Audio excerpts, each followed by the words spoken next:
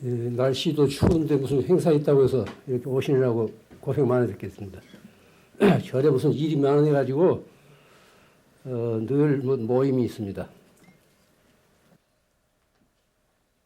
우리가 사는 세상은 극락세계도 천당도 아닙니다. 이 사바세계, 인도 말에서 온 말인데 사바세계. 사바사바해서 적당히 살아간다는 세상이 아니고 참고 견디면서 살아가야 하는 그런 세상이라는 뜻입니다. 참고 견디면서 살아가야 할 세상.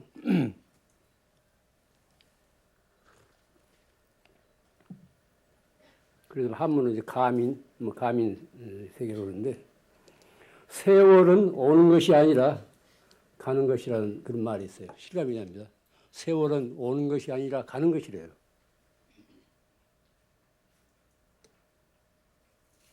그러나 이런 말에 팔리지 마세요.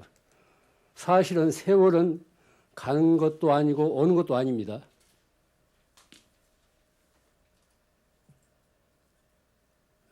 그 속에 세월 속에 있는 사람이 어떤 사물이 현상이 가고 오고 그렇습니다.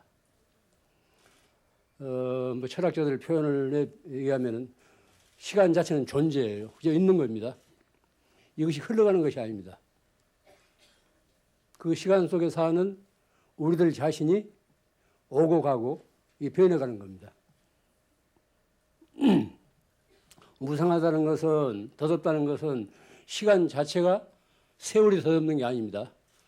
그 세월 속에서 사는 우리들 자신이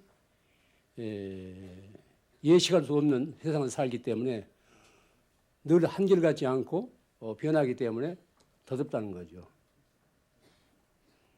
우리들 한 생애 중에서 한 해가 이와 같이 빠져나갑니다. 해가 바뀌면은 어린 사람들은 한 살이 보태져요. 그러나 나이 든 사람들은 그 한 살이 줄어듭니다.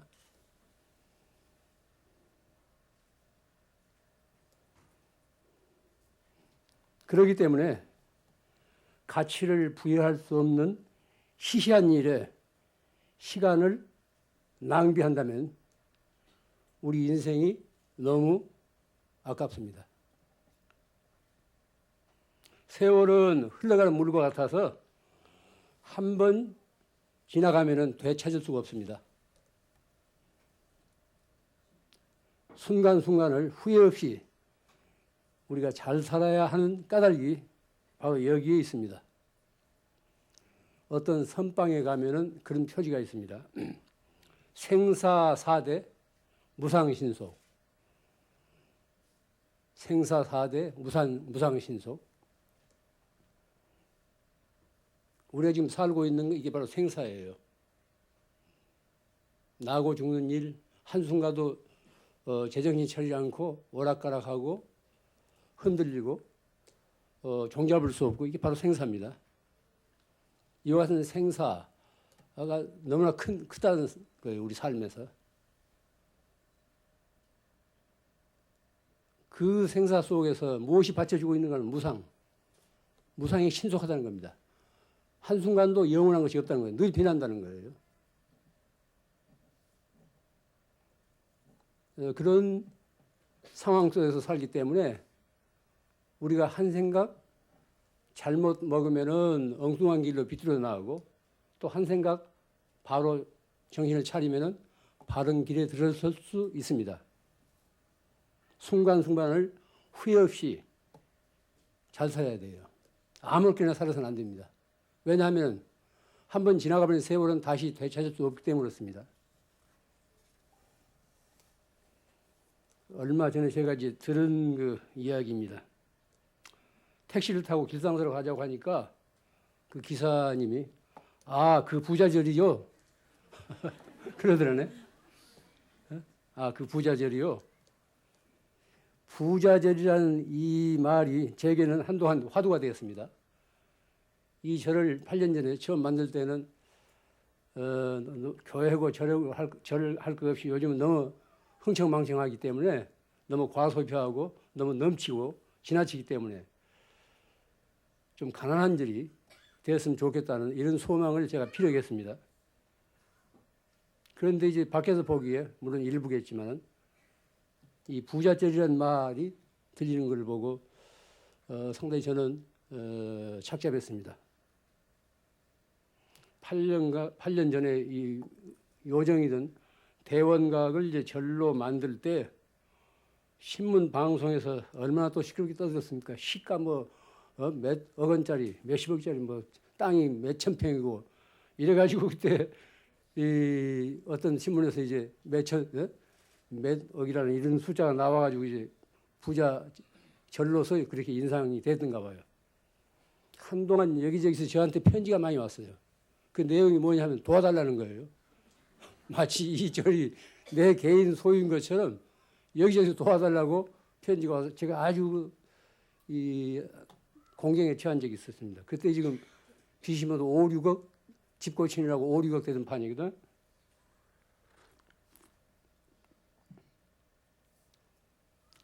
부자란 도대체 무슨 뜻인가? 우리가 흔히 이제 다 부자 되고 싶어 하잖아요. 국어사전에 보면은 살림이 넉넉한 사람, 부자를 이제 정의하기를 살림이 넉넉한 사람, 재산이 많은 사람 이렇게 아주 간단 명료하게 나와요. 사전이라는 게 다 그런 건데 물론 우리가 이제 농사 짓고 살던 농경사에서 이루어진 그런 속담입니다. 이 부자라는 항목의 속담집을 보면은 이런 게 나옵니다. 부자가 더 무섭다. 부자가 더 무섭다 이런 말 하거든. 흔히 요즘도 하고 있잖아요.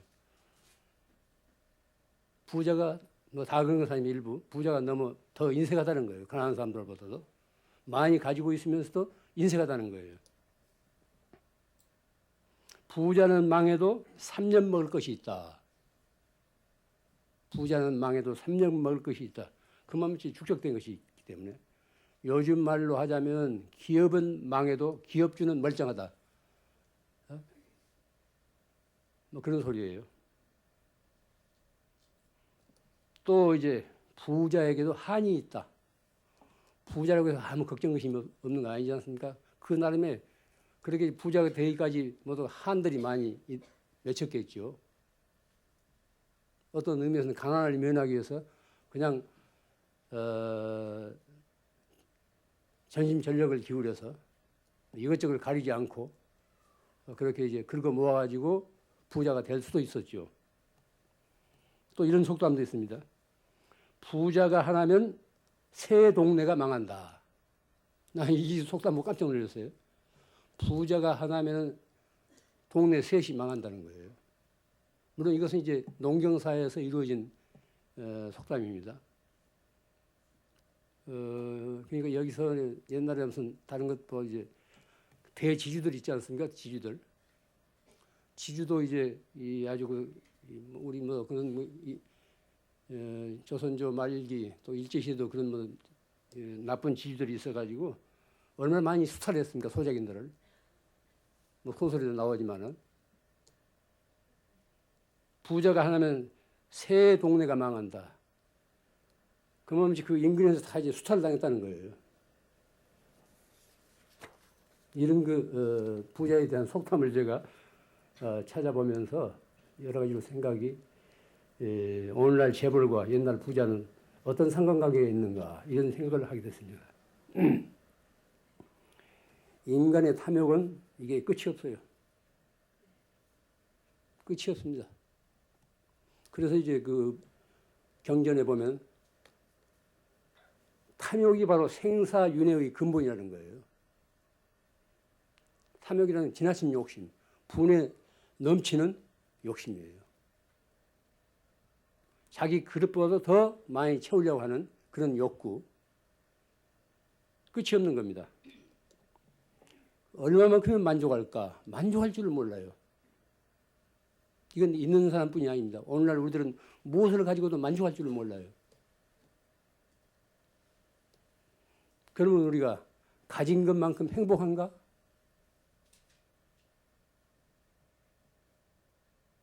행복은 물론 상관관계가 있겠지만 꼭 가진 것에 의해서만 행복이 추구되는 것은 아닙니다. 행복은 결코 밖에서 오는 거 아닙니다. 내 마음에서 향기처럼 우러나는 거죠. 똑같은 여건 속에서 살면서도 어떤 사람은 행복하게 행복을 누리면서 살고 어떤 사람은 불만 속에서 사는 사람들이 얼마나 많습니까? 우리는 가진 것만큼 행복할 수가 없습니다.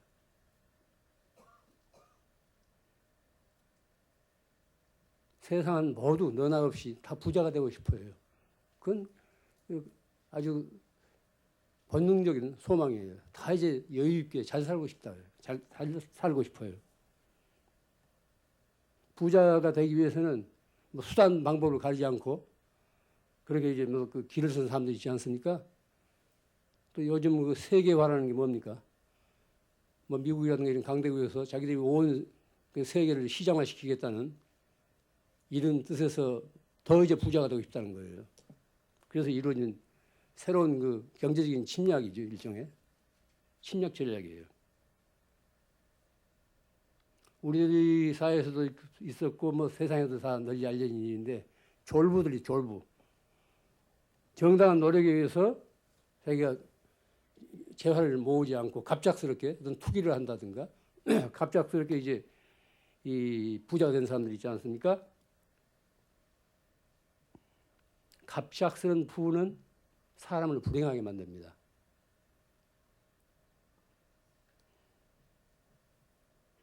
그것은 자기 분수 바깥 것이기 때문이에요. 자기 그릇에 채울 만한 것을 지내야 되는데 자기 그릇은 컵밖에 안 되는데 큰 동이를 채우려고 하니까 넘치는 거죠. 갑작스런 부, 그것은 사람을 불행하게 만듭니다. 예를 들자면 뭐 로또 복권 이런 거 있죠. 여러분들도 가끔 이제 사서 뭐 허탕치고 했겠지만은 하루아침에 몇십억짜리 복권이 당첨된 사람이 있다고 하면은 아무개네. 다들 얼마나 부러워해요. 아이고 나도 가서 그때 좀 하나 살 걸. 하루아침에 복권 몇 장 샀는데 거기 몇십억이 당첨됐어요. 그러나 그 당사자는 그날부터 불행합니다. 그건 빤한 일이에요. 그 당사자는 그날부터 불행해진다고. 그것은 동서고금을 통해서 다 드러난 사실이에요. 그는 사회적 관계로부터 고립됩니다. 단절돼요. 또 지금까지 그가 살아온 의미를 잃게 됩니다. 갑자기 많은 돈이 생기니까 지금까지 착실하게 피땀 흘려서 차곡차곡 노력하면서 살아왔던 그런 어떤 삶의 질서의 교란이 생겨요. 삶의 의미를 잃게 돼요. 또 가까운 친구와 친척들로부터 멀어집니다. 자민들 온전히 자겠어요? 이 많은 돈을 어떻게 간수하고 어떻게 쓸까 하고 자민들 제대로 못 잘 거예요.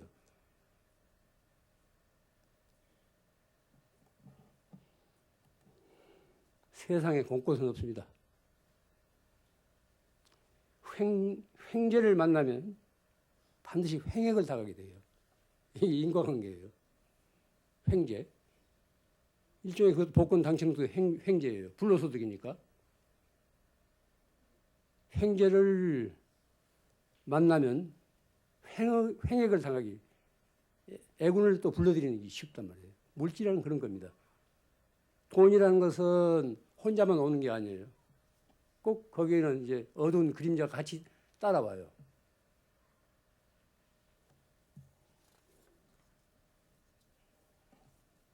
오래전에 이것도 제가 들은 이야기예요. 어떤 스님이 기도를 해가지고 복권이 당첨됐다네. 그러니까 내가 든 지 한 20년 전에 그때도 복권이 있었든지 뭐 전라북도 어떤 절이에요. 복권이 당첨되니까 갑자기 이제 착실하게 뭐 기도도 하고 이런 스님이 당첨되니까 이거 어쩔 줄 몰라가지고 거기서 이제 한 뭉치 떼어서 자기 은사 스님 차를 하나 사드렸어요. 그리고 자기도 이제 차를 하나 사고. 그때부터 생각이 달라진 거예요. 돈이 갑자기 생기니까. 그래서 가지고 그 아래 뭐 저 아래 동네 어떤 처녀하고 눈이 맞아가지고 뭐 결혼까지 했다네. 그 후로 또 들은 이야기가 어디서 택시 기사하고 있대요. 택시 기사.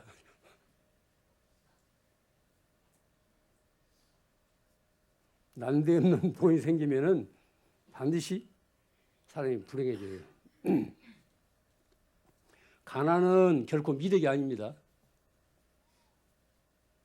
우리가 맑은 가난을 내세운 것은 지나친 그 탐욕, 자기 분수를 지키는 것, 지나친 낭비, 흥청망청에서 벗어나서 맑고 조촐한 가질 만큼만 갖자는 데서 이제 맑은 가난을, 청비를 얘기하는 것이지 가난 자체는 결코 미덕이 아닙니다. 우리 잘 살아야 돼요. 할 수만 있으면 다 같이 부자로 살아야 됩니다. 그런데 세상은 가진 사람보다도 안 가진 사람이 못 가진 사람이 훨씬 많아요. 또 구조적으로 가진 사람들 때문에 같이 가져야 될 사람들이 자기 몫을 또 빼앗기는 그런 경우도 많습니다.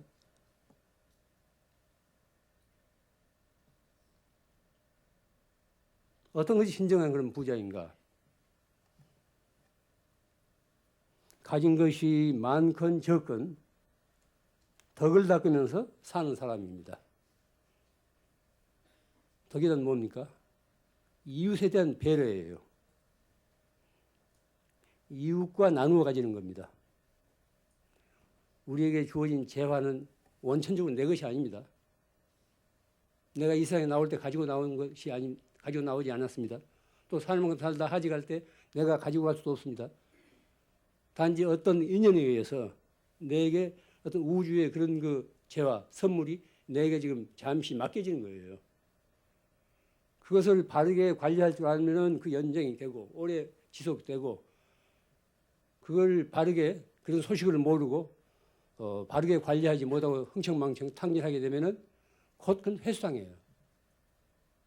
검찰이라든가 경찰이 뭐합니까? 그걸 회수하기 위해서 지금 기다리고 있잖아요. 그럼 구조적으로 그렇게 돼 있어요. 그러니까 우리에게 무슨 물질이 생겼다고 할 때 이걸 조심스럽게 생각해야 됩니다. 이건 내 것이 아니라니까요. 단지 내게 맡겨진 거라고. 설사 내 어떤 정당한 소득이라 하더라도 이건 내게 맡겨진 거예요. 본래 내 것이 아니기 때문에. 이것을 바르게 쓰면은 덕을 닦게 되는 거고 이것을 잘못 쓰게 되면은 복을 감하게 돼요. 가진 것이 많건 적건 덕을 닦으면서 사는 사람이 되어야 됩니다.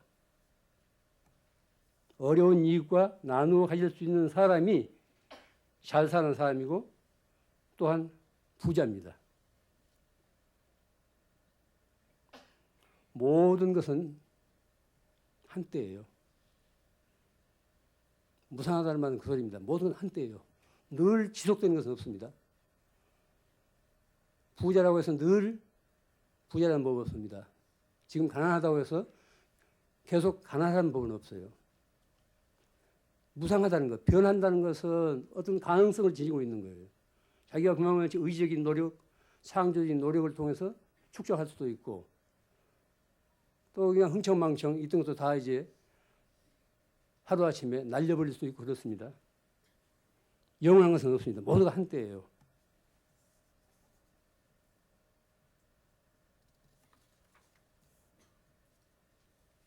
우리가 살 만큼 살다가 이 세상을 떠나게 되면 무엇이 남습니까? 한번 생각해 보세요. 남의 일이 아닙니다. 각자 우리 일이에요. 우리가 살 만큼 살다가 언젠가 이제 다 이제 명이 다 하면 이제 호출 당하잖아요. 그때 무엇이 남아요?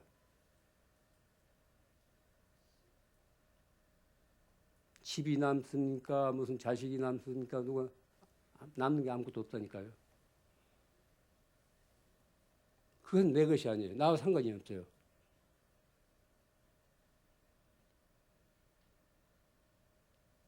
홀로 있는 자기 자신, 내게 무엇이 남는가? 그 많은 것, 지식이 됐건 또 무슨 재산이 됐건 또 뭐 그 밖에 다른 뭐 재화가 됐건 간에 아무것도 가져가지 못합니다. 그럼 무엇을 가져가는가? 평소에 지은 업, 이 업이라는 건 나쁜 업만이 아닙니다. 좋은 업도 되고 악업도 되고 그래요. 평소에 지은 업만 그림자처럼 따라가요. 우리가 사는 것 살다가 이 세상을 떠나갈 때 아무것도 가져가지 못합니다. 이 몸도 버리고 가잖아요.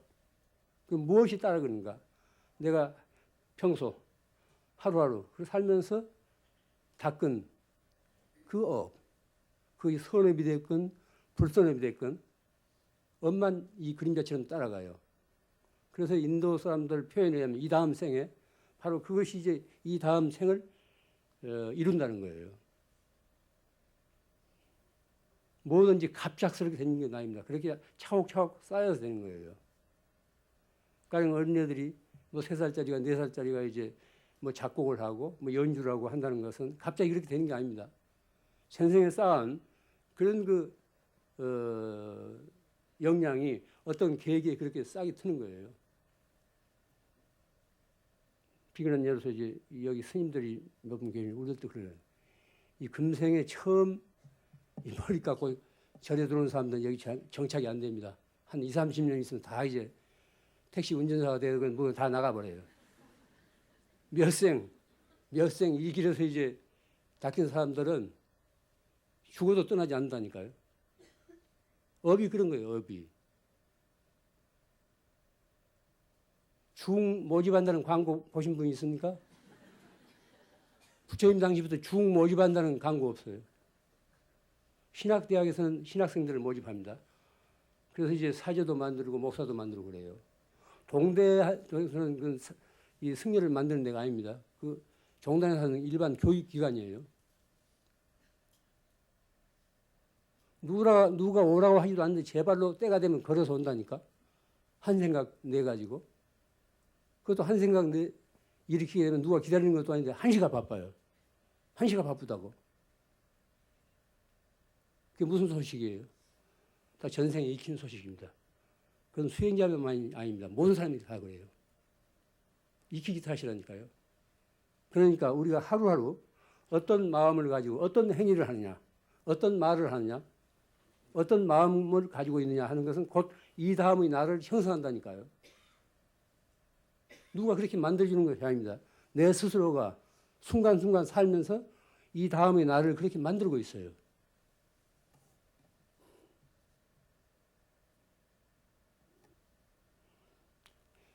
길상사를 일부에서 이제 부자지라고 한다니 과연 부자절 소리를 들을만 하는가 반성해야 됩니다. 여기 사는 스님들과 또 이제 여기 다니는 신도들이 함께 반성해야 돼요. 과연 길상사가 부자절이라고 부를 만한 그런 절인가? 어려운 이웃들을 보살피고 기쁨과 슬픔을 함께 나누어 가질 때, 그리고 청정한 수행과 올바른 교화로서 만인이 믿고 의지하고 따르는 그런 도량이 될 때, 그때 비로소 길상스러운, 이름 그대로 길상스러운 부자들이 될 것입니다. 오늘 이 자리에 오신 모든 분들이 부자가 되기보다는 잘 사는 사람이 되기를 저는 바랍니다. 잘 사십시오. 부자 부럽지 않게 잘 사십시오.